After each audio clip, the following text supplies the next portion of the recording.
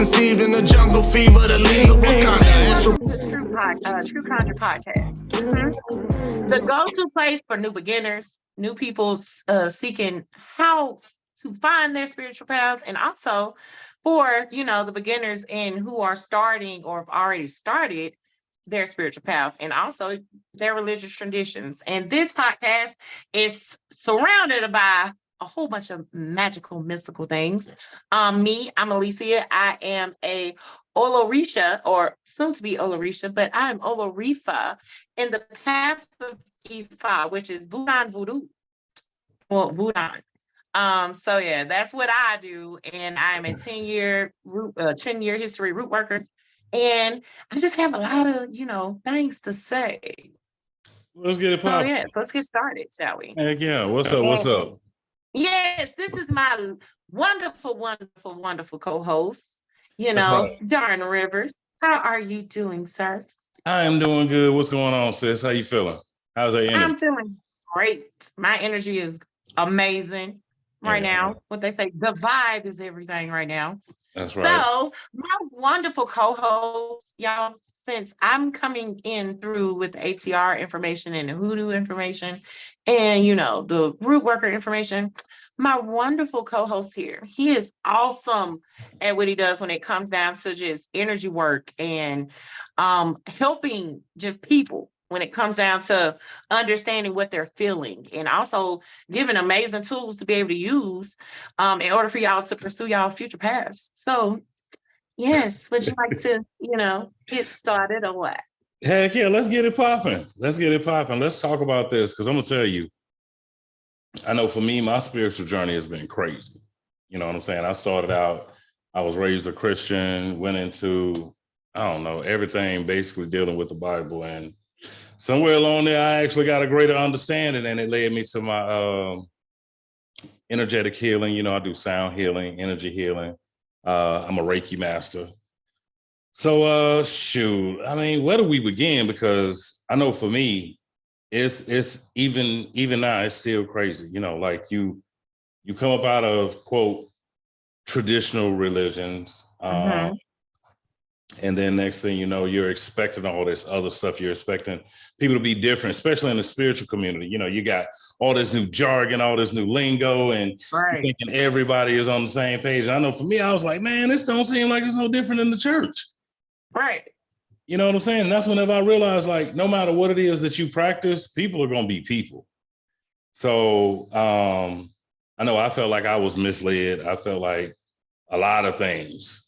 And really, I realized it was all about them expectations. I had the wrong expectations.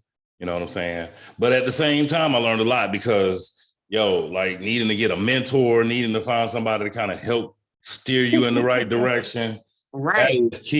That is key. And I'm not ashamed to admit it. You've been one of the people who blessed me along my journey. So, look, I'm gonna let you take it away. Yeah. So a lot of people's first questions is when, that's why this episode is called The Beginning. Because when you get to a certain point where you just living life and you like, I've been in the church and I ain't really get what I need from the church. A lot of people now, because it's 2023, even the church is struggling with parishioners physically attending establishment, the actual church. So it's kind of like most people are now in directions where they know it's more. Mm-hmm. Also, they feel like they are being called to more. Mm-hmm. And that's what's so great about this episode, because it's going to kind of give you a direction of, especially when it comes down to basic beginnings, when it comes down to spirituality. Yeah. And a lot of people get that word just so jumbled and it's so confusing and so complicated, when spirituality is very simple. Right. It is at you, just natural energy, just natural things, just your energy. That's spiritual. Believing something on a higher plane or in a personal power stance, it's bigger. And that's what spirituality is. It's making you more, it's more, not making you more, but it's just showing you more about how you're way more detailed than what you think. Right. And the impressions that they give. And that's, not to get on a rant about the Christian church, but that's a great example to what I'm trying to say. Exactly. The Christian church kind of gives you this impression that, or I ain't gonna say give you the impression, straight the hell up. They let you know that, hey, you got to pour your power into a higher power. Right. And it puts you in this position where you're powerless. Yeah. And the only time that you are powerful is when you are pouring all this energy into the one all be all. Right, right. And spirituality teaches you different. It teaches you more of you're the person of power. You possess all that energy. Right. All this stuff when it comes down to change and all these mystical, wonderful, magical goddamn things, it's teaching you more about how you can do those things with your personal power. Right. And teach you how to be powerful. Yes, I agree. And I mean, just to piggyback off of what you're saying, you're right. Like, you know, you come up and it's like, oh, it's God versus the devil. You know what I'm saying? One hand on or the other. And no matter what, when something good happens, you can say, "Ooh, praise God." Or whenever something's going wrong, right. Oh, the enemy trying to get after me. But nobody ever talks about who's in the middle. It's me. You know what I'm saying? My decisions. Not even just my decisions, my thoughts. You know what I'm saying? Bringing stuff in just by the way I'm thinking, getting lost right. and feeling like, oh, shoot, I didn't pray long enough. I didn't fast long enough. I didn't give enough money, all these different things. But the whole time, it was me. Yeah, it's just you wasn't right with you. And also, you didn't know you. And that's what just the spiritual path introduced you to it. It really just opens it up for you to learn yourself in so many different areas. Yeah. You get and especially for the Black community, man, when it come down to us, it kind of, the tactics that are used is for us to feel is a sense of weakness, especially for Black men. It's like, oh, emotions is weak. Yes. And I know personally in the house I grew up in, that's very much how I was looked at. Like, you stronger than that. You're not allowed to, people out here got real problems. You feeling your type of way because you selfish and that's weak. Right. And when you enter a path of this, it brings all those things to the forefront, and you know, like, hey, that ain't necessarily conducive to you. You understand that impression that was imprinted on you from such a young age is put you in a position now where you're thinking that, well, hell, you know, you doing this because you think you're being strong, but little do you know, that's the opposite. It's nowhere near strong. Yeah. You get. Yeah. So it's kind of like it gives you the information to understand why you are the person you are today. And along with those information, along with that information comes tools. And it's going to teach you how to, you know, be a better person and understand why you're the way you are. And understand it ain't just you sometimes. It's also accountability with stuff that had the environment. Yes. Other people around you, stuff of that nature. And it gives you the tools that you need to be exactly what you're supposed to be. So why do you think so many people are starting to flock to the umbrella of spirituality though? Like, what, instead of just walking away from whatever they traditionally believe, why is it that it seems like so many people are just being drawn in more into the spirituality? What do you think it is? Well, I mean, think about what you just said. I mean, people are being drawn into even the way that you just did it, just like the pull in. It's more about you. It's the activation and the wake up in you. Mm-hmm. You get what I'm saying? It's like some people, and even back, like we can use like our grandparents, great grandparents, all those people. I mean, they knew what that was. You get what I'm saying? They just chose to put it into a certain standard that worked for them. Right. And I know a lot of my ancestors did that. Like, I mean, they was not necessarily Christians, but they believed in higher powers and stuff of that nature. So I think when the drive into spirituality now is because everybody is starting to feel their spirits. And that's the whole core of spirituality is your higher self, your internal self. spirit. Right. So, I mean, when that happens, a lot of people, they don't really understand it. They think they're going crazy. Some people feel super emotional. A lot of people feel like their life is falling apart, and it's how they're responding to it that ain't necessarily benefiting them. And it's just a whole bunch of stuff. Yeah. So it's kind of like when that activation happens for you, you immediately start searching for something beyond. And for me, how it started for me was through hoodoo. Just understanding, like, and for some reason it was like always called to me. Like I already knew.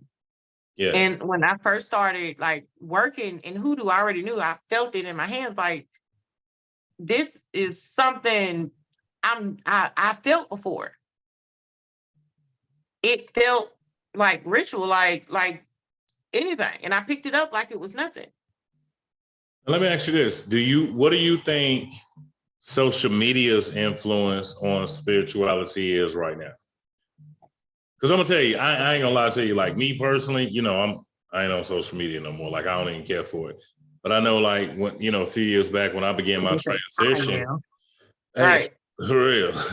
You hear all these buzzwords, everybody's talking about manifesting and, you hear more about chakras or chakras, depending on how you pronounce it and, things of that nature. But I can only say for myself, I hate the way social media makes spirituality look. I really do, man, because it's a whole bunch of people that's faking. Like I said, they use the buzzwords, they say certain things, but when you're actually going through it, you're like, right. This don't sound nothing like what these people have been describing. And that's it. To me, that says they're not actually living this. They just they're not regurgitating. And I think it's what the social media gives it. Like it's supposed to be, relaxing baths and, peace and love and light. When actually true transformation within spirituality is rough. Feel like you are constantly getting your ass whooped left and right. Like, and when you do have your great moments, because there are some beautiful moments in it, but at the same time, they are far and few in between. Like, it's because most of it is constant learning more about yourself, learning how you deal with people, learning how you deal with other energies based off of who you are innately as your spirit. Some people are empaths, some people are intuitives, some people are the ones that are healers. Like, so you got so many different categories of people. Right. And it's just so complex. So when it comes down to it, it's just more of like, man, look, do what worked best for you or what you feel called to. Right. That's ultimately what it is for me. And social media gives it this whole dynamic that is so easy. We got a lot of people right now, especially in the path that I do voodoo, I do Ifa. So everybody is now Iya or a Babalao or a Awo because y'all read a book. Right. And desecrating people's beliefs. All because social media gave some girl a white dress and, she know a few words in Yoruba or Yoruba, however you want to say it. Like, she know all of that. Right. She thought she got one reading from one Babalao because she ain't got too many of them because they pretty damn high. They not cheap. Right. Or she got somebody that reached out in her inbox basically saying, your ancestors have a message for you. And most likely got scammed and not her Babalao in Nigeria, but you ain't got one over here, but you belong to an Ile, which is a home. Iles are houses or home. So anytime y'all hear that and just any type of space, like it's mostly voodoo, if it's a voodoo practice or tradition, they got Iles or houses or stuff of that nature. Right. So basically a house is a family who practice together in a tradition. Like, so yeah, but you have a lot of social media foolery. Right. And it's getting worse. I wish it was like how it used to be back in the day where it was just mystery. Yeah. And it was so hard to find people who knew these things. Because for me, it took me forever. Like, it took me forever to find my Babalao. Okay. And for me, it was more of, I practiced hoodoo for a few years, like maybe like 6 years before I was like, let me go. I only felt Right. like I got so far. Right. And I felt like the things that I was doing was just me being skilled at what I did when I knew it was something more. And I had a dream one night, and it was this man, literally, like he had his hands from the sky and reaching down to me in the bed. And I kept hearing, "Oh, run Milia, oh, run Milia, oh, run Milia." And I'm like, "Oh, run Milia, what the hell does that mean? Who is Oh, run Milia?" Right. Right. Like, so I let it go. And then I had another dream that happened the same way. And this time we were sitting on the ground. It was like we were literally on this cold ground, just sitting on the ground. And he looked at me and was like, over Amelia, over Amelia, just over repetitively. So then I finally did some research and I was like, oh, this is the Orisha. Okay. And it took me a year to find the Babalawo. And little did I know the Babalawo was right there in front of me. So I kind of realized that it wasn't quite time for me to start practicing in it Right. until the resources was made available to me. Right. So all of my tribes start coming out. See, I think everybody wanna have that hurry up and run story and try to be famous and ooh, you know, I had this super great mystical experience. Like, and on top of that, just trying to chase titles and clouts. Like, honestly, I don't tell people that I'm a Reiki master. I don't even tell people that I'm a healer. Like, I make myself available for who needs me. You know what I'm saying? Right. It's like with the way social media is, everybody wants to be looked at it. Man, I'm gonna tell you the best way to describe it. Do you remember the movie The Devil's Advocate? Of course. Do you remember Eddie Barzoon, the whole speech that Al Pacino did about Eddie Barzoon? Like, this is old, before 2000, right? And he was saying how you connect the world fiber optically and let every man's ego become the size of cathedrals so that they become their own gods. And that's like what people are wanting to do, but they want to be worshiped by other people. You know what I'm saying? That's the thing I hate. That's ego driven. Like, and that's what lets you know your intention on your path that you're pursuing. If you're pursuing it based off of what you could physically or materially gain from this, then you are in it for the wrong intentions. And them same people talking about doing shadow work, though. They're the same people that are sitting there talking about doing the shadow work. And I'm telling you, discover that when you're doing real shadow work. So let's talk about shadow work for a second. What is shadow work? Now, from my experience, the shadow work is where you're going in and basically dealing with that side of yourself that you want to suppress, the side of yourself that you want to reject, the side of the self that you want to hide from the world, but it's always present in your home. You know what I'm saying? And learning. So let me ask you this then. When it comes down to shadow work, yes, what is shadow work based off of? Like, or what is a shadow? Break it down. I'm not following you. Shadow work. So in my understanding, like shadows, when it comes down to people doing shadow work, shadows is a past variation of yourself in one point in time of your life, like the life that you're still living in. You got childhood, you got adolescence, you got teenage years, right. You got young adult years. Right. And in all of those shadow phases, you took some type of trauma, you learned something, you lived a whole life within those shadow phases. Right.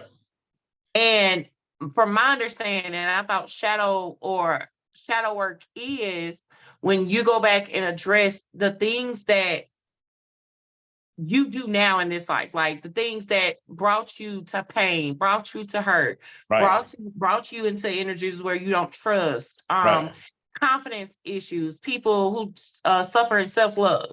Right. Yes. Right. Okay. Yeah, that's the same thing I was saying. The stuff that's hidden that you try to hide from the world. Yes. Okay. Yep. And when it comes down to shadow work, what is the best, like, how do you start? Really acknowledging that you need to do the work is the most important thing. You know what I'm saying? And I mean, like, really saying not to destroy it, but to understand it.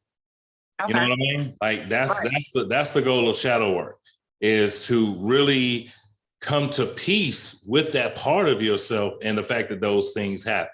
Because a lot of times when we look at situations, we feel like things are happening to us. We don't see that they're happening for us. Because we don't understand balance, then we're always looking for the good, and we don't want none of the stuff that actually hurts. But we don't realize that's what actually builds us. If you don't go through something outside, I mean, it's basically like everybody wants to see the stock market go up, up, up, up, up. It's got to come back down. Trees can only grow but so high, but we don't want those low moments. We don't want to have to deal with all the things that hurt, but actually make us stronger. So shadow work, yeah, you're coming to peace with those things, that side. You come to peace with it. You're able to accept it. You don't run from it. You don't blame it. You know what I'm saying? You accept that this happened, and then you're able to take a piece of it and actually shine some light on it. Yeah, I tell my clients a lot, like when it comes down to revisiting certain shadow versions of themselves, we'll use childhood. And for example, a lot of people don't understand that when how people respond to you in certain, like, we'll say the angry person. We don't understand why this person is so angry. We'll also reference it to matter of fact, scratch that. We'll do it for the girly girls, because I'm pretty sure the girly girls is gonna be the ones that need to hear this the most. I hate to say it like that, but women, the ones who assume that they should be provided for, or they should tolerate a certain action in order to receive a particular type of energy. If it's love, if it's admiration, if it's attention, all of those things. So along with doing or putting yourself in a position to kind of just receive it, whatever, for a dude. And basically you end up in an abusive type of situation. Well, it can be mental abuse, physical abuse, however it goes. All because you were trying to pursue attention. So most girls don't understand that that's not just the guy that you ended in that, like, that's not circumstantial. It's, you need to look back and see, why were you so easily acceptable to this person? What made you think that those behaviors were okay? What made you think your actions and how you treated this person, even if it was good or bad, is okay? Right. And in order to source that, you have to go back to the first time you really saw that type of energy in your life. Right. And see how much that type of energy made an impression on you. And when people see it that way, it's like mind blowing. It's like, oh my God. So you telling me I treat females like this because I watched other females in my life treat females like this for so long and thought it was okay? And yeah. Right. So it's kind of like, and when people don't understand, like, that is the shadow work, going back to yourself, letting you know, like, hey, it was okay for you not to know, or not for you to understand at that moment. But long as you understand in this moment is what's going to allow here to shift. Right. Perception to change. It's like, oh, okay, so now I see that I got this issue. So now I know what triggers those things. Now I know where it comes from. And I think that's what opens up the door for peace. Yeah, I agree. Because I mean, in my own personal journey, I had to go through a lot of childhood stuff, looking at it, asking questions. Why was I treated this way? Why did this happen? Why? And I'm gonna tell you the way I was able to really come to peace with it, though. As long as I could blame somebody else, I wasn't at peace. I had to find out, like you said, why did I accept it, or why did I believe it? Why did I feel that way? Like, again, as we said at the beginning, you know what I'm saying? The whole journey of spirituality is really about you, learning you, understanding, and being able to accept yourself. Like, you know, again, we don't realize how much of a mask we really wear. How many, not just one mask, but how many different masks we wear. They say call it a masquerade, honey. For real. I mean, seriously, it's a true masquerade. For parents, you got a mask for your spouse, you got a mask for your children, then you got a mask at work, then you have a mask, just by people that you walk by. You know what I mean? It's right. And we don't really allow ourselves to be our authentic selves. And the reason why is because, unfortunately, we don't even know who we are. And that's what the journey is all about. I mean, think about it, right? Man, I'm trying to remember the name of this book. It was a book that I read about a year ago. Dang, I can't remember the name of that book. Anyway, in this book, he starts out by saying that you didn't choose anything about yourself. You didn't choose your name. You didn't choose what school you were going to go to. You didn't choose, you know what I'm saying? You weren't able to choose those things. Your parents decided that for you. And they placed an impression upon you. You know what I'm saying? Right. And you acted within that identity.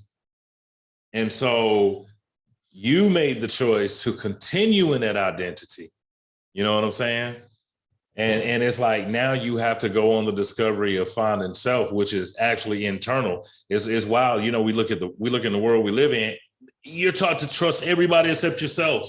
Right. You're supposed to trust your parents. You're supposed to trust teachers, politicians, your boss. Trust everybody except yourself. But when you start actually going in and you find out the difference between, okay, here's this side of me and here's that side of me. What resonates with me? Where do I feel good at? Right. It's kind of like, I know this is what I am then, and this is what I want to be now. Right. It's like looking at those two perceptions and like trying to weed it out. Yeah, a lot of comparing and contrasting. Seriously, and people think like when you do shadow work that you're supposed to get rid of a part of yourself. Oh, I'm gonna get rid of this. No. Like, like me, I'll be honest, like I had anger issues, right? Mm-hmm. But I didn't do away with my anger. I learned how to manage my anger.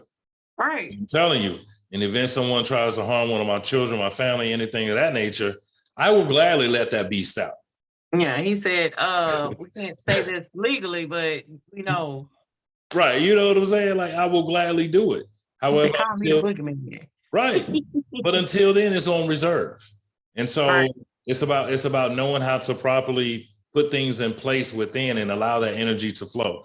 You can like you know what I'm saying? David Banner said, not David Banner, I'm talking about the guy who plays the Hulk. Like he said, at the end of the Avengers movie, when they were asking him about it, he said, man, I'm always angry. I'm always angry. So it's cool to have that energy. It's about knowing how to use it. And that's where the discipline comes in. And I don't hear a lot of people really discussing discipline. They'll tell you all these other things about, how to feel and how to look and how to look out for people's vibration and how to protect your energy. No, the greatest protection of your energy is discipline. You know what I'm saying? And that's with any power. That's with any power. Discipline and consistency. Yes. Consistency develops. A lot of people. Mm-hmm. Yeah, consistency and discipline, and also accountability, all that type of stuff. Like, but again, at the same time, it has to be a need to see yourself differently in order to be able to look at those things or to be able to truly take a look. And that's the scary part. Right. And that's a big fear for a lot of people because they're afraid of what they got to go through. And also too, they have people place expectations on everything. And I'm guilty of that too. And I'm learning, even though I know this, I am still trying to effectively place that in my life. Yeah. Find a proper way to maneuver through those things. And that's the thing. Expectation is the seed of failure. Like, that's my true belief on that. I have seen it so many times, and that takes a lot of confidence from people. That takes a lot of belief out of people. That takes a lot of discipline out of people. consistency, accountability. It takes a lot. So that's one thing that just stepping into spiritual path when it comes down to just advancement of self, accountability, lack of expectations, those should be like pivotal laws. I swear it should be written in stone somewhere, just somewhere, just I anywhere. Like I swear. I agree. But see, here's the problem. Here's the thing though, right? So when you look at it, people come into spirituality, but they don't realize they're still caught up in physicality. I mean, Yeah, seriously, you're now dealing with the part that you can't see. Like your outside life is evident of what's really going on inside of you. But a lot of people, they have these expectations still based upon what they see. Like, for example, you are a beast when it comes to them dang on cards, right? Yeah. I'm telling you, you was such a beast at it that I'm like, yo, I want to learn. For a moment, I was like, I want to learn tarot. But then I had to pull myself, hey, for real. But then I had to pull myself back and say, nah. Just because I see that's how she does it, doesn't mean that that's for me. But we get caught up on what we see, and we're always looking at others. And like, again, spirituality is about yourself. You know what I'm saying? Like the things that I do when I'm working on people's energy. Man, if people heard some of the stuff I do, they'd be like, ooh, I want to do that. I want to do that. I want to do that. But they don't know what I have to do with myself all the time. All right. You feel what I'm saying? All right. And a lot of the stuff, and they don't know your journey too. Like they don't know what you get what I'm saying? They just see the outcome, they see the result. Right. But they weren't there the nights that I cried. They weren't there when I was going through and I was starting to feel like I couldn't see my life getting better. All of that stuff. Man, I'm gonna tell you, like, people just they don't get it. This thing requires a lot of work. A lot of work, and you don't even know what you don't even know what the new you is going to look like, and that in of itself is fear. And you don't get comfortable with that. That was a big mistake for me.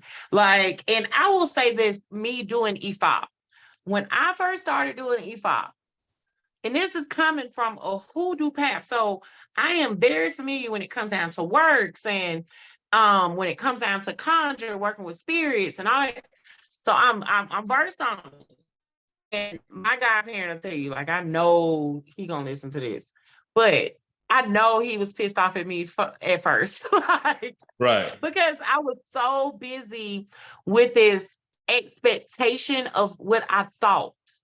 Like, I thought I was supposed to be crowned, and I thought I was supposed to be this, and I'll never forget the day he told me that I was not going to be his godchild, not his first godchild. I felt like somebody shot me down, like with a whole gun. I was like, doo-doo-doo. Like, it hit me in a way where it was just kind of like the cherry on top of all of the levels of disappointment that I felt at that moment when it came down to me doing E5. Right. But then I had to decipher. Like, I literally had a whole meltdown, like not behind that, but like a few weeks behind it. It was just like so much because I was frustrated at where I was on, like at that moment with E5. I felt like I was doing so much work and putting so much effort in it and was not getting anything. But listen to what I just said. I was not getting anything. Right. The problem was I was going in it with this expectation that it was supposed to do this major, like, microwave transformation. Yeah. And it put me in a position where I didn't see the things I did accomplish, the things that did change, the growth that I did receive. Yes. I didn't focus on that. I was just focusing on the thing I did not achieve. I did not have a godparent. I'm not getting crowned. What the hell? So I was looking at it that way. Right. And that was like the biggest problem because I had a whole meltdown. I literally was like, I'm gonna box all of my altars up. I'm sick of this. I'm over it. I ain't doing no hoodoo, no nothing, no conjure. I'm sick of this. I'm gonna be a regular person. Right. And I meant it. Like, I swear to God, everybody was so like, my sister was freaking out. Like, he was my godparent was like, what the heck? Like everybody was like, no, but because that's what all they knew I knew. They felt like that's so much of me, my identity. Yes. And how was I willing to throw away my identity due to an expectation? And A we do simple expectation that I thought based off of a persona, especially social media and these YouTube people, like they give you this beautiful expectation of, yes, I'm crowned, I have a name, I'm a daughter of Oshun, and da da da da, and it's like this, and I'm so blessed. It's so much money. It's just abundance everywhere. Da da da da. It was just so generic, and Yeah. I mean, and I fell for it. Like I didn't understand how I did not see how I felt for that expectation, but Yeah. I did. It sold my ass left and right. I just was correct. Right. And also I'm a reader. I'm a tarot card reader. I started off reading tarot. And so I'm like, I want to read. I want to divine. I want to throw the calories, yada, yada, yada, yada. And the lesson I learned within it too, and my godparent know this as well.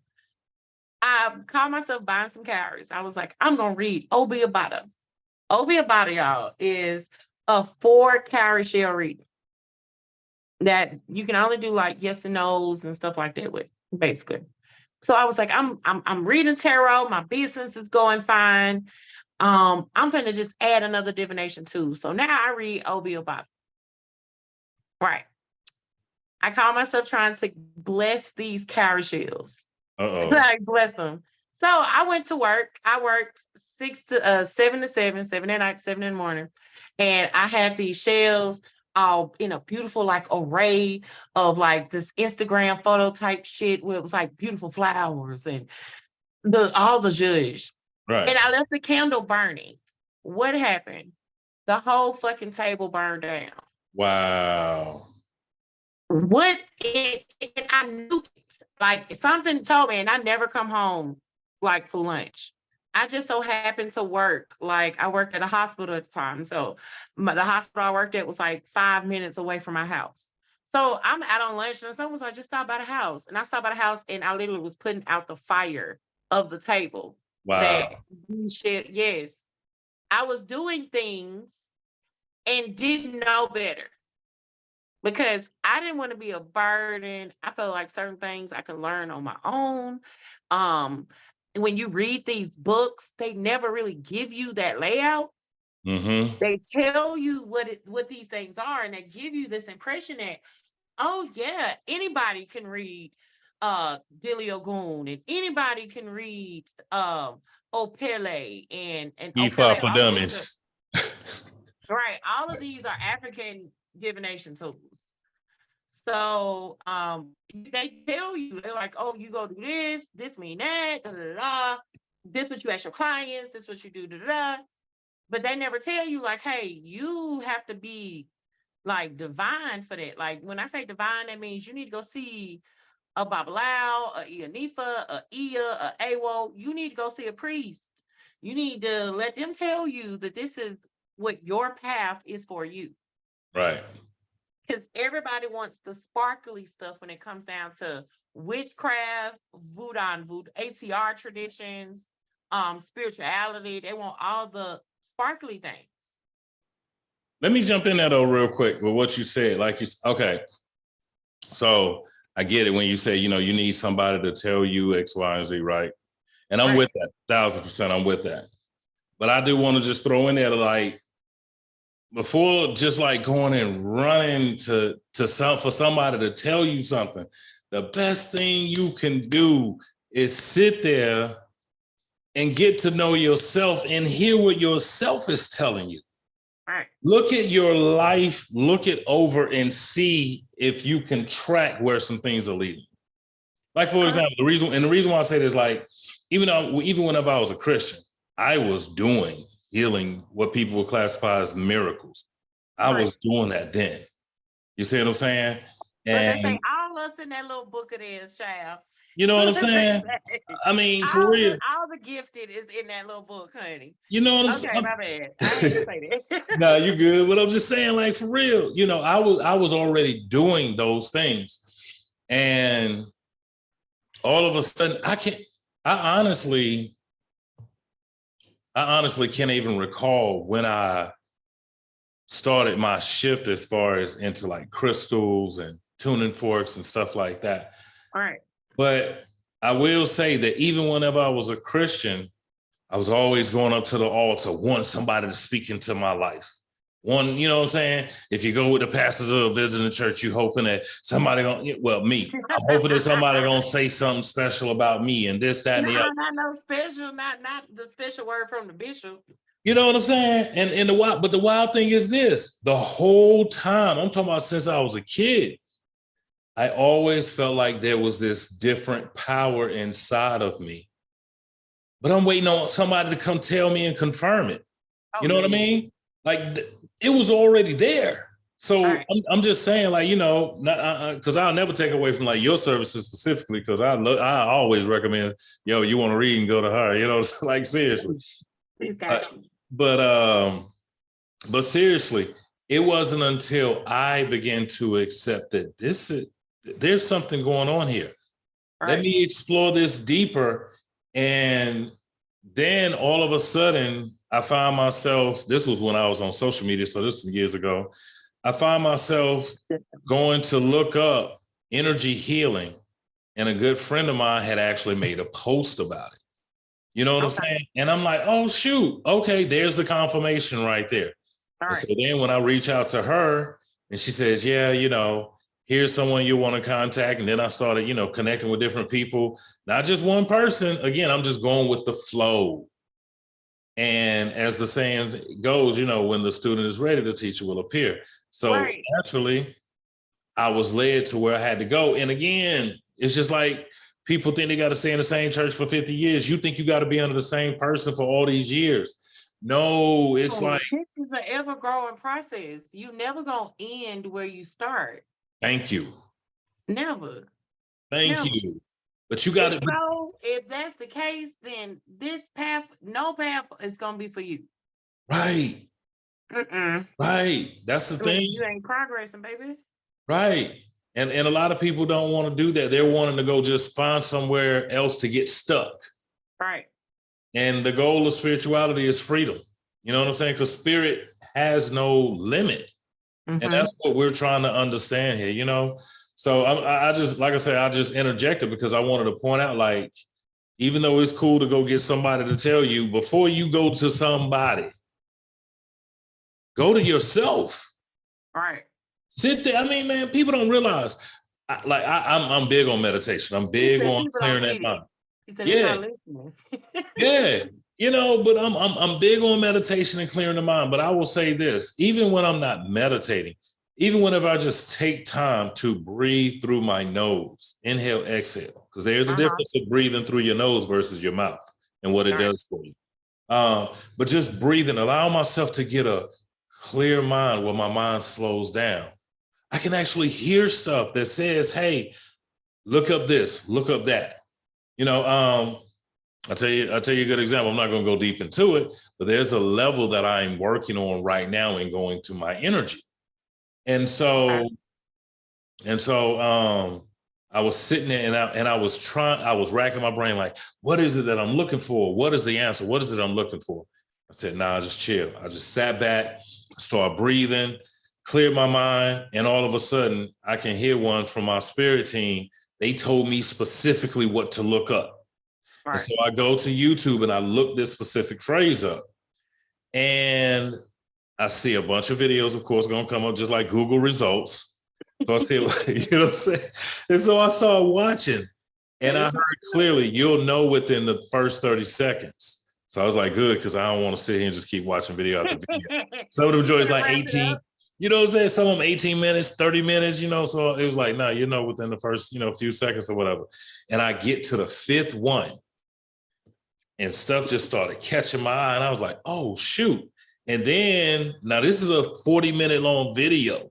So I don't even get my answer until like we at 25 minutes in. I've learned all this other stuff that kind of supports other areas, but the thing that I'm looking for, it's deeper. But when I saw it, I was like, oh shoot, there it is. There it is right there. So that's the next place where I'm gonna learn how to, work with my energy. I just don't want to speak on it because again, I don't, I like to keep things. So let me ask you this. When it comes down to people who, because you have a lot of different categories of people. You got the intuitives, you have the empathic. Yeah. You have,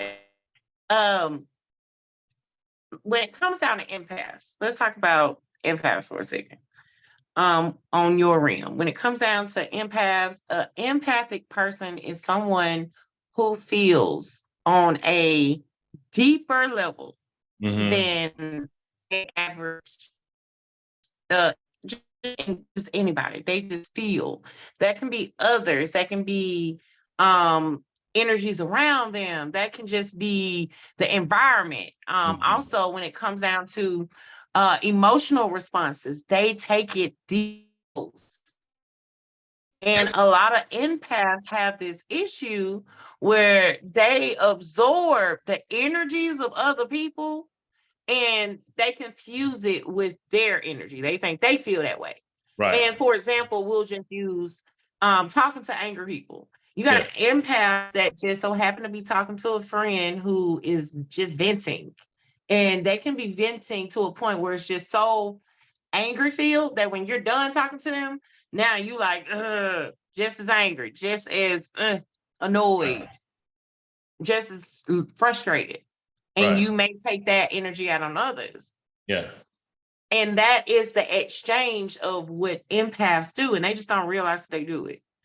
So what would you say when it comes down to beginners, like people who are interested in the more energy field and working with their personal energy, stuff of that nature, also using gemstones and crystals to do that? Like, what would you suggest is a good start?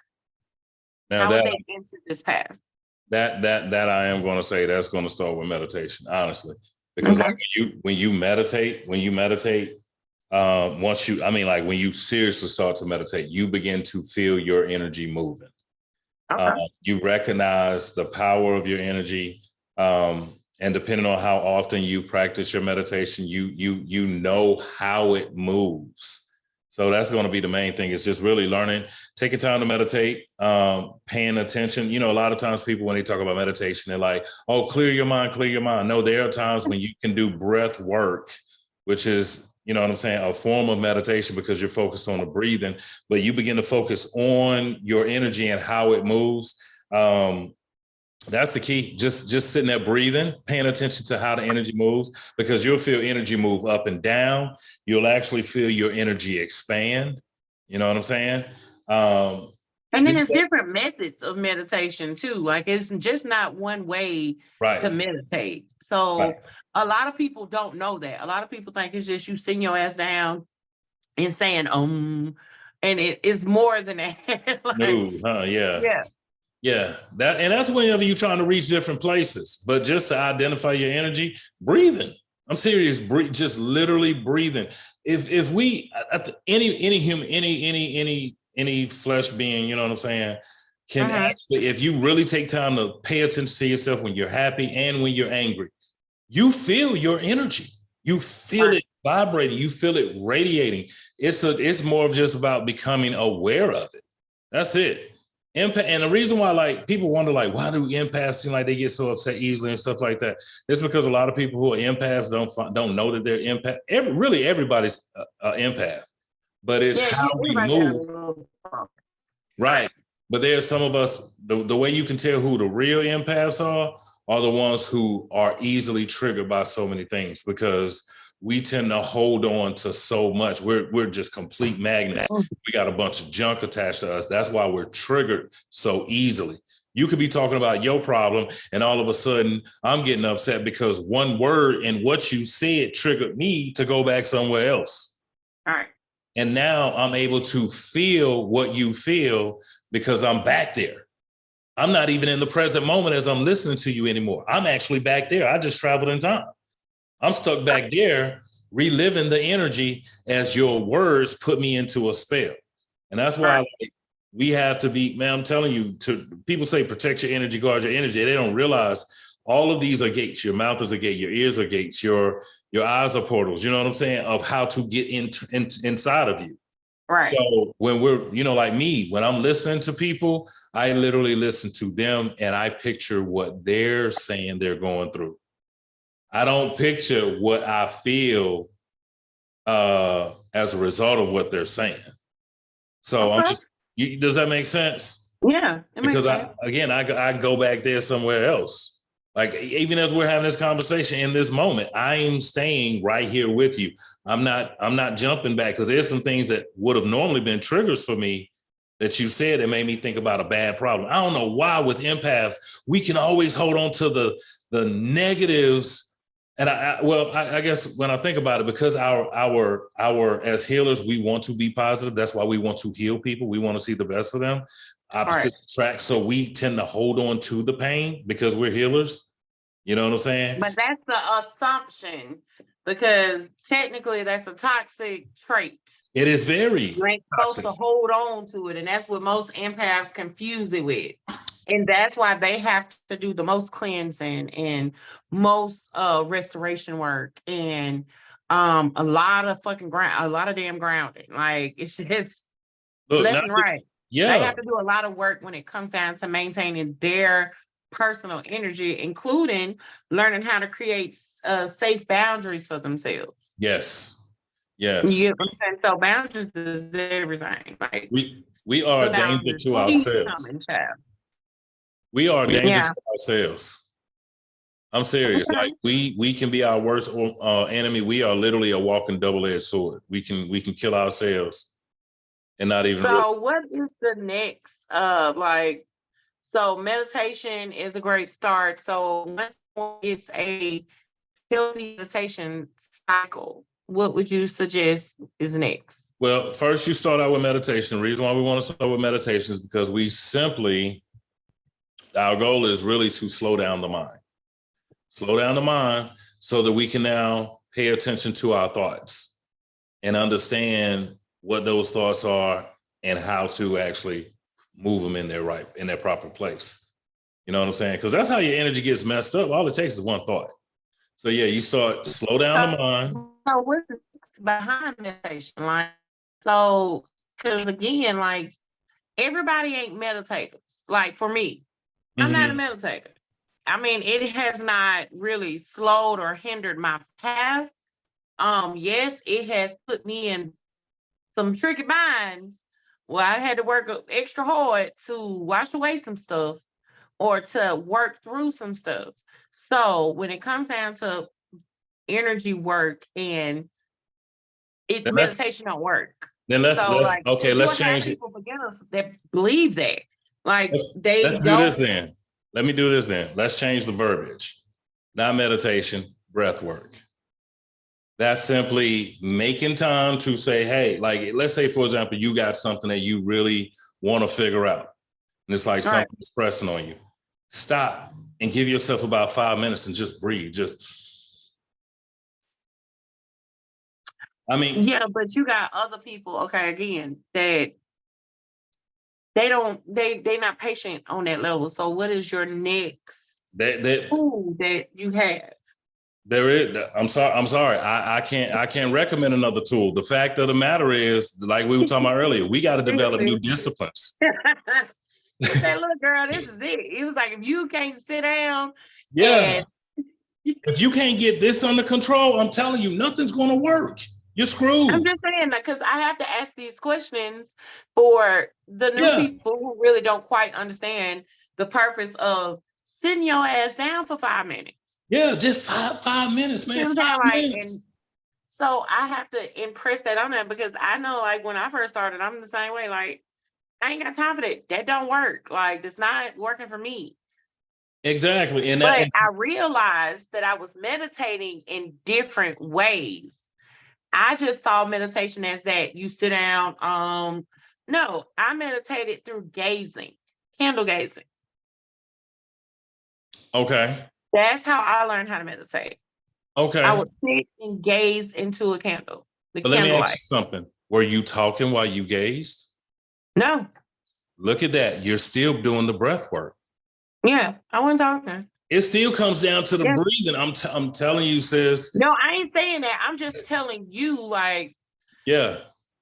you got a lot of people don't understand that meditation is more than just you sitting down saying and breathing. Yeah. Like it's people do it more often than they think. Well, You see what I'm saying? yeah, but see, some people get that confused with daydreaming because No, a lot of people, like when most people out right, like I know a few people where they meditate, and meditation is about detaching as well. right, Like detaching from the now. Like how right. you said earlier, disconnecting thoughts. Well, if you're disconnecting your thought, regardless of what the method, like let's just say me personally, I've driven before too. Like I would just drive. Mm-hmm. And I'm not in this state where I am focused on the now. It's Right. a detachment. Right. Okay, I got you. You get what I'm saying? It's like I'm still sitting down, and yes, I'm still breathing, but I'm not necessarily in this position where I'm like still. Right. You I get got what I'm saying? I think a lot of people associate meditation with stillness. Well, honestly, I mean, different things work for different people. But truth be told, from an energetic standpoint, there has to be a place where you do come to stillness. You have to be able to let everything go. You know what I'm saying? But Right. but one of the biggest things, I'll always come back to breath work, because again, what we don't realize is from a biological, physiological standpoint, most people's brains do not get enough oxygen, which allows you to receive the intuitive things that you need to receive. Like, look at it. I'm talking right now. It's crazy. I have to take a breath in between sentences, so I'm not breathing. I'm putting more stress on my body, and that stress is not healthy. To give myself an opportunity to just pull back and just breathe and let my body go. It's almost like how, like when you're fasting, you're not eating, right? Your body is resting. So if your body's not trying to digest food, it can actually send out things for your immune system. It can begin repairs, all of those things. We do have to get to a place where we're resting in some form. You know what I'm saying? Driving, yeah, that's cool. But again, you know what I'm saying? You still run the risk of zoning out, crashing, hitting somebody, whatever the case may be. No, I'm just saying that's just little moments. Like it's not like this long, like a lot of people, you got to think about it. Most people who are starting this process, they're not looking at it in this sense of short things.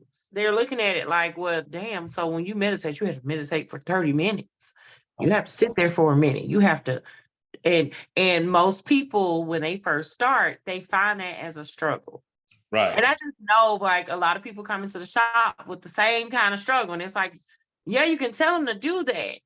But as someone also who has struggled with that, that's why I was saying, like, what is the advice for that? But you just said it, like, hey, ain't no option on that one. Yeah, you got to sit your ass down and then breathe. Yeah, the thing I learned, one of the things I learned is to get what you never had, you have to do what you never done. And in this society that we're in, we're always taught to be on the go, go, go. You know what I'm saying? A lot of people confused, and they think that they're actually being busy when they're actually procrastinating and letting time fly by. Right. I mean, we can actually make time. Huh? That's how I feel about microwave magic. We call it popcorn magic. Right. Because a lot of people come into hoodoo. Like we'll use like what I deal with a lot, kind of like with a new my bad.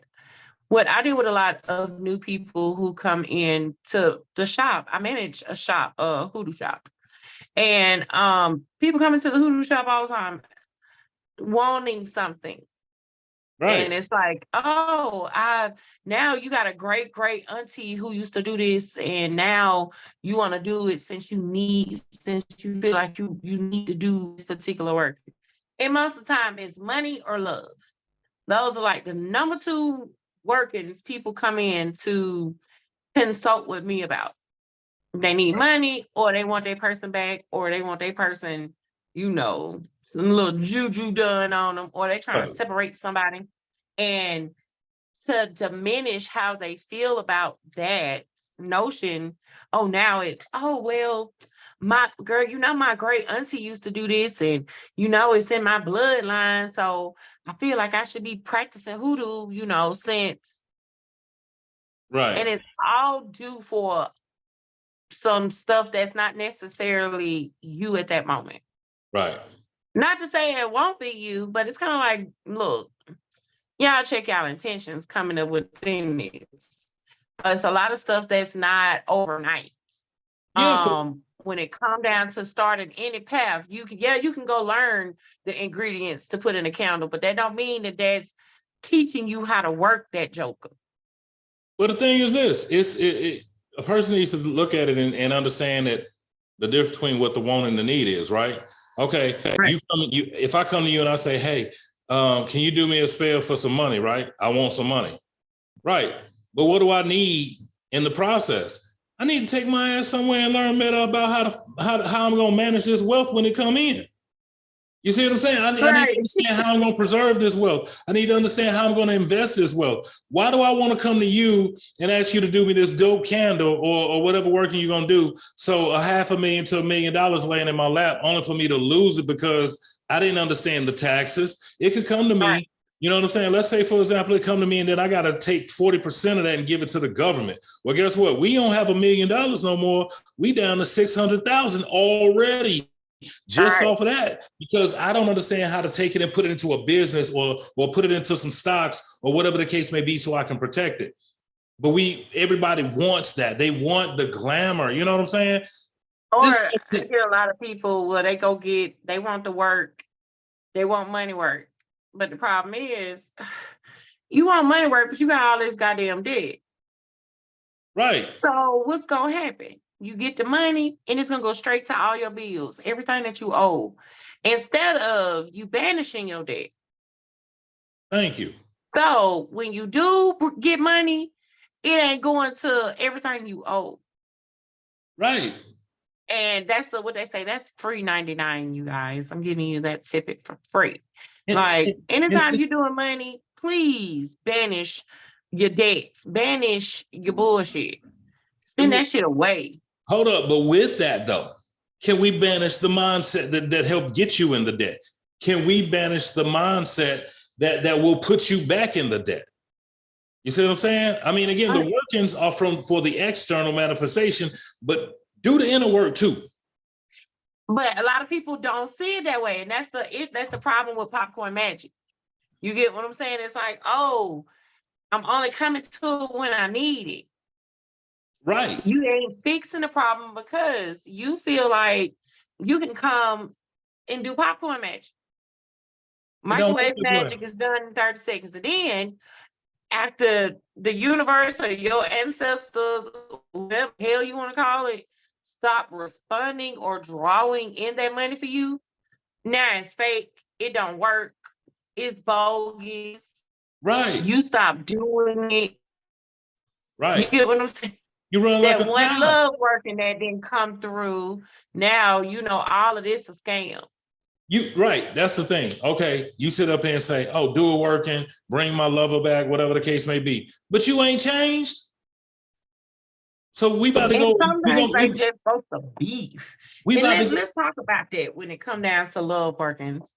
You got people coming out here, and this is my biggest pet peeve.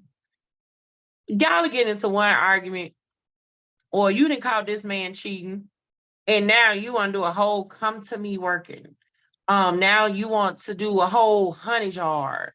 You want to make somebody love you. You want to make somebody do that.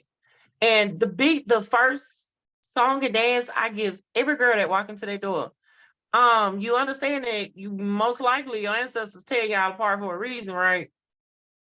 maybe you don't need to be with this person, right? But I love him. But I love him. Okay. So then you go do the working and you want him to love you to death, child. That's the first thing they say. I want him to be to the end. And little do you know, you done burned too many candles on his ass, and now it is the end for you. See? Like when I say the end, like in the dirt end. Right. So it's like the final candle end. And a lot of these girls don't understand that. Or you want somebody and yeah, you do it working the first time and it worked, but then he go back to his shady ways. And with love work, you just can't, it's never one and done. It's forever. See? And that's what I encourage the most. It's like, look, when y'all go around doing workers on these people, please understand that these people are fighting with free will. Everybody got free will around here. Thank you. And when you are trying to do workings to make people love you, you are trying to bend their free will. That's The deception. stronger the will person is, the more difficult work it's gonna be. But my thing is this. My thing is this though. Okay, you want to do a love working. A light just went out. My bad. But we're gonna work with this. You want somebody to do a love working, but then at the same time, you don't love yourself. And you love all this abuse that this person you love so much is giving you. Because you need so much attention. Again, they go back to shadow work. They go back to you doing a review with you. Exactly. When they say corporate coming in the building, we're gonna need you to get it together. Exactly. That's what I'm saying. I mean, how can you want somebody to love you and you don't love you? That's all I want to know. All right. What is the point? You don't love yourself. That's why you got to do the shadow work. You got to find out why you don't love yourself, why you think less of yourself, why you feel the way you do about yourself. And a lot of people don't want to face that. Like, and when it comes down to love, when it comes down to loving yourself, let's talk about that real quick. A lot of people have this thing where it's like, I just don't love me. Well, what is it about you don't love? Because a lot of people just won't take the time to really break it down. Right. And it's not necessarily because they don't want to see it.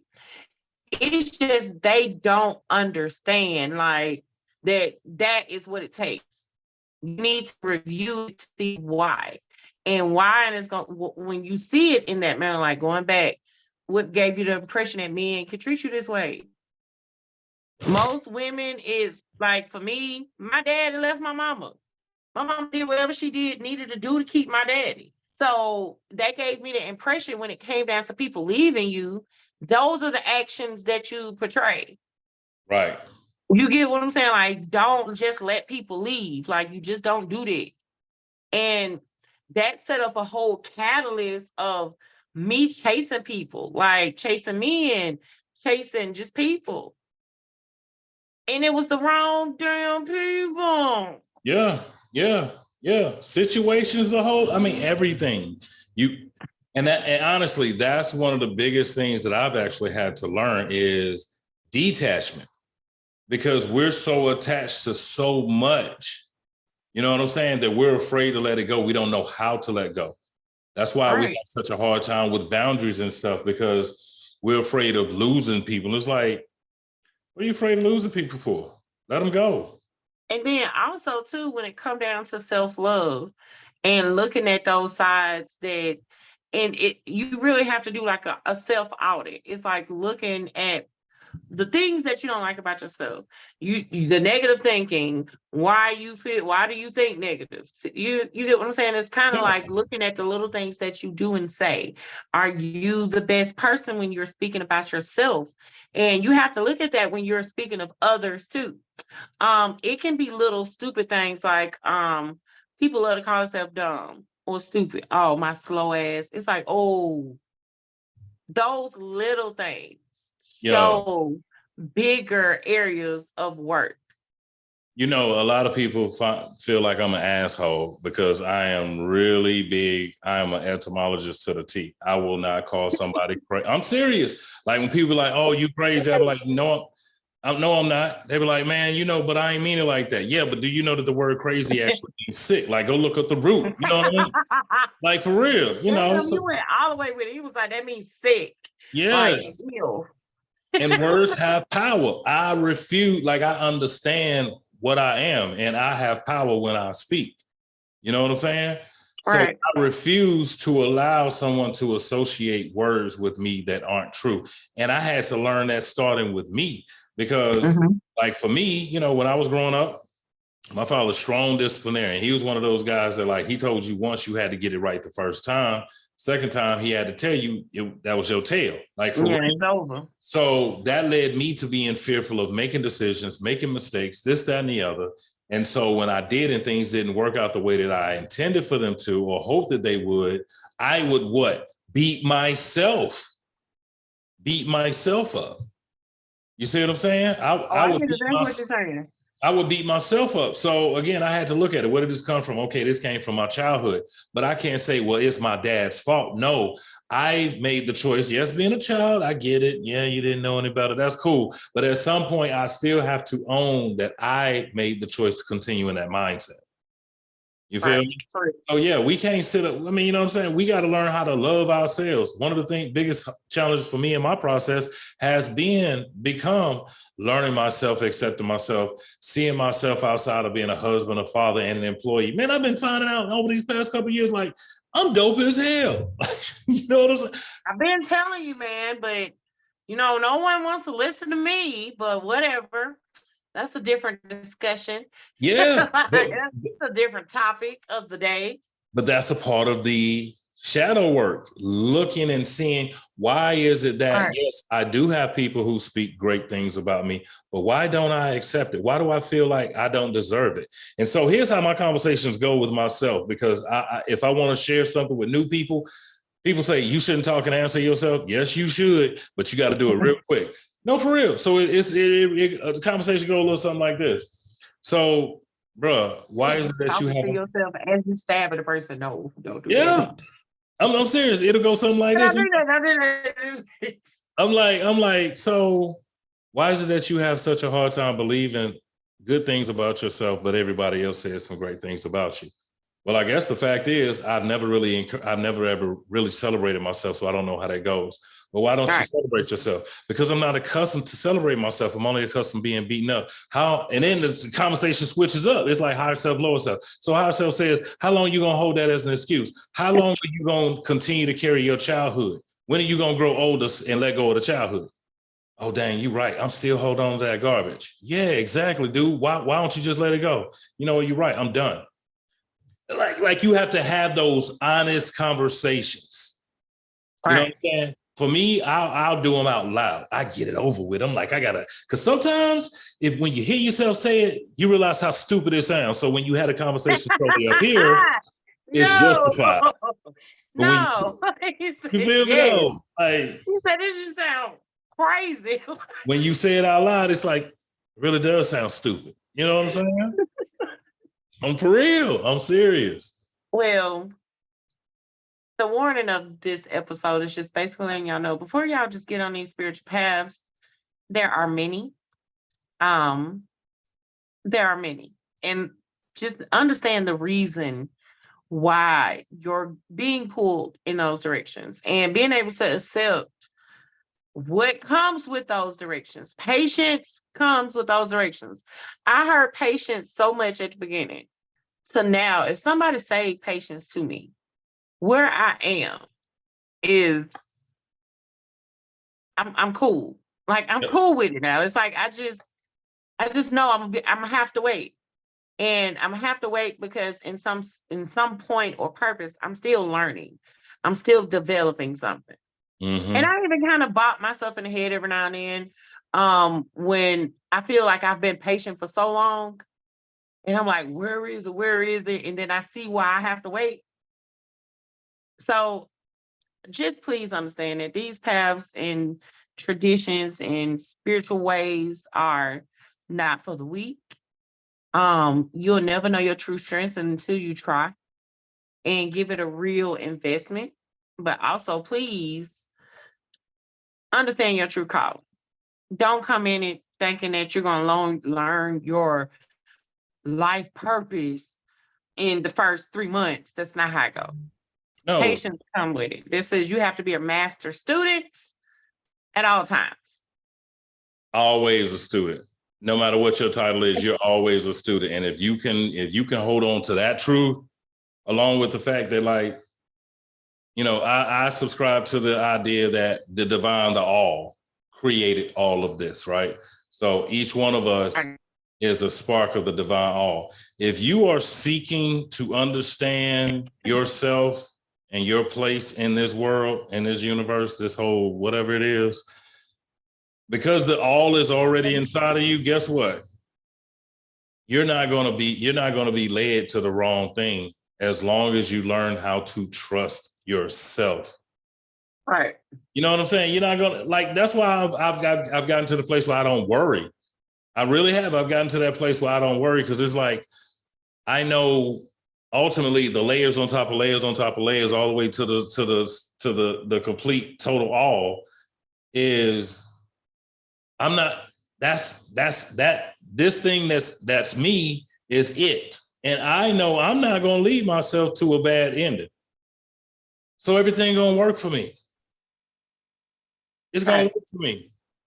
And if you have that mentality, not to go say, oh, I'm about to be the next big thing in this community, yada, yada, yada, trying to, you know, grab followers and stuff like that. Just, following that ego, but actually being, you know, seeking to be your authentic self. It's going to be all right. Like, yeah, you're going to have some stumbles. You're going to run into some people who going to lie, who going to teach you some things that are wrong, but you got to learn that stuff.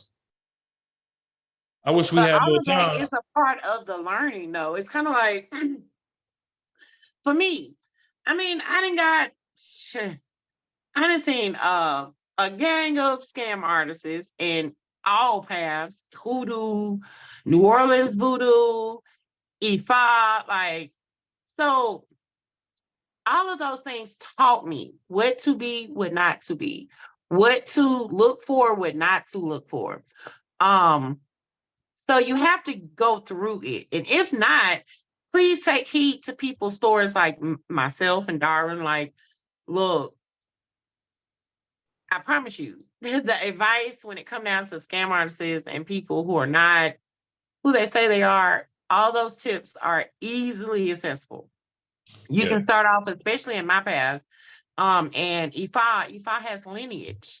I mean, in order to verify somebody's path, you can do it through their lineage.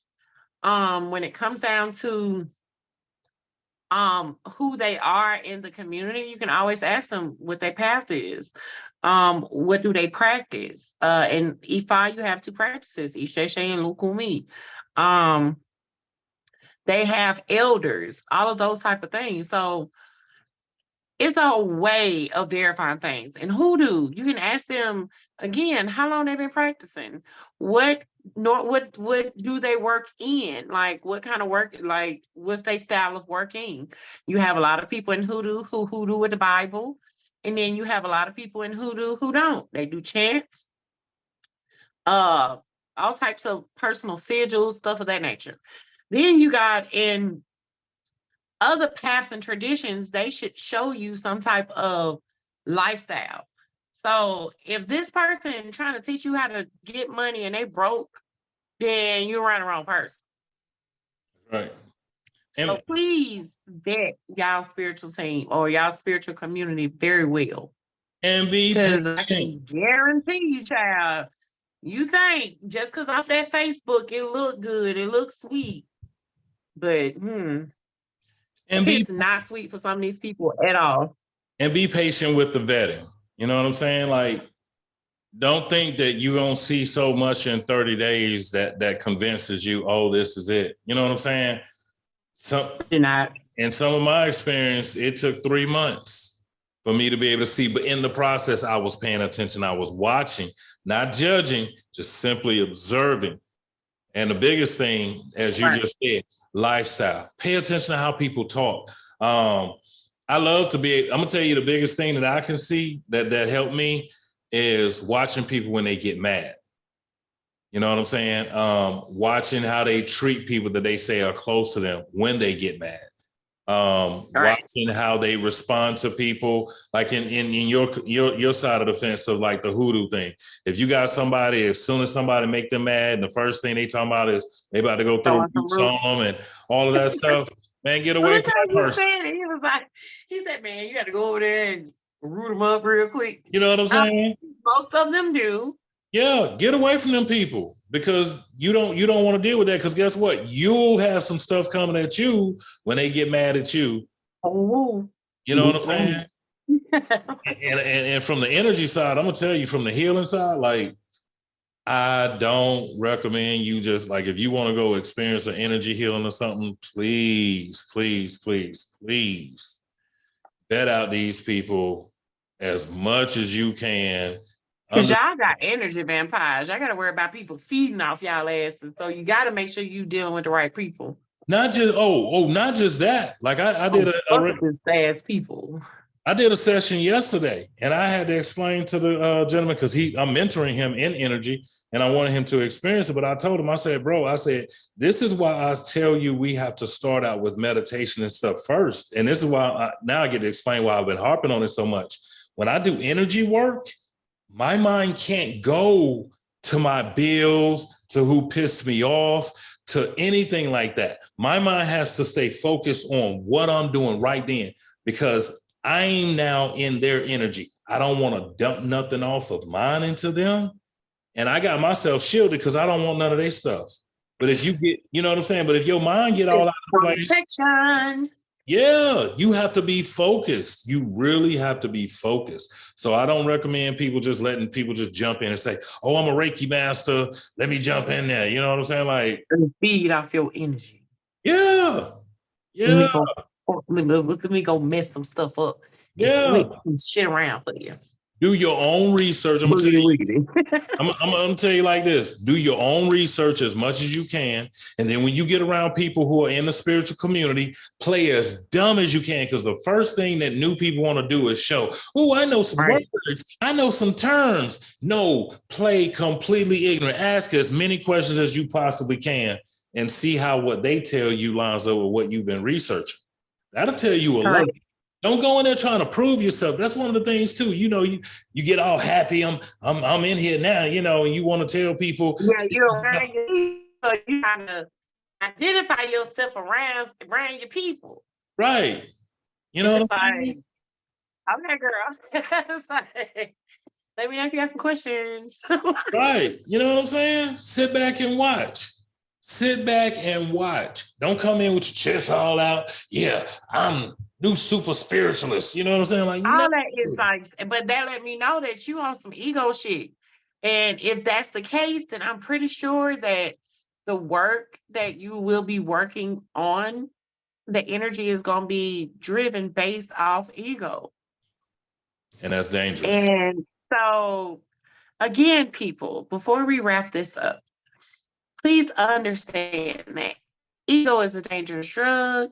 Please understand that patience is required within this path. It will get you far. I ain't gonna say any spiritual path, but most spiritual paths will get you far. So, yeah, that is what this episode is talking about, is the beginnings, the origins of how we doing. Like, how anybody gets to this point of what's new for them. Mm-hmm. And for beginners, like super beginners, and you can start off with basic things. Like, if you get curious with gemstones, understand that talks about more of energy work that you should be working on. Mm-hmm. If you feel the need to be pulled towards tarot cards or runes or pentacles. Pendulums. Yes, pendulums. Yeah. You know the thing. That's why I was like, hey, help me. That's your thing. Anywho, pendulums. All of those are divination tools. So that talks more about you being more intuitive. So working in the head, working in the gut, all of those things will be productive tools. Also, too, just because you start off in tarot don't mean you're going to end off in tarot. Right. You will adapt. You will grow. You will elevate. That's okay. Again, the big P word comes, patience. Patience. You get what I'm saying? Be patient, okay? Especially if you're good with herbs. Like, let's say you may feel the need to make teas and create baths, and you don't know why you got to go make these 4 thieves, or you don't know why you feel like you need to go make this salve and all this type of stuff. You may want to invest in herbalism. And herbalism is so, well, it's just itself is spiritual. I don't care what nobody say. Yes, it's more of a new world thing now, but herbalists have always been spiritualists in some sense. That's right. Because what they're doing is taking the energy of that herb and remedy something. If that ain't magical, I don't know what it is. Okay. Like, that's magic.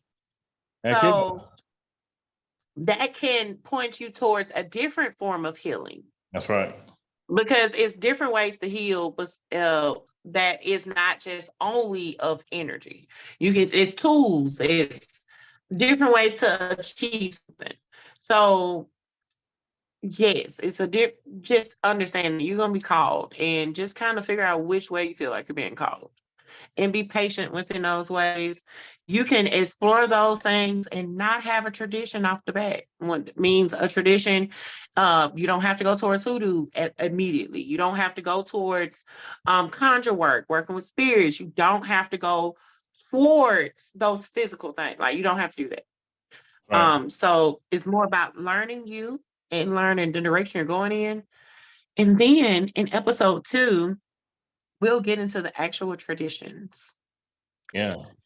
So yeah, we sure will. Yeah, I definitely want to talk them traditions. For real. And I want to talk about them tools. Look, I want to talk about them tools too. For real. I want to talk about them tools. He said, I need to know some of this. He said, I need to know these situations. Hey, I'm serious, because you hit on some stuff earlier that just made me think about workings and candles, and man, look, let me shut up. Correct. So yes. So thank y'all for showing up to our first episode of True Conjure Podcast. I am Alicia. That's right. And I'm Darwin Rivers. Y'all know how I flow. And we will see y'all episode 2. Y'all stay out of trouble. And remember, you guys, patience, okay? Lack of expectations, okay? And if y'all have any questions, you can always find me at the Lore X Lease. Bye. Bye, y'all.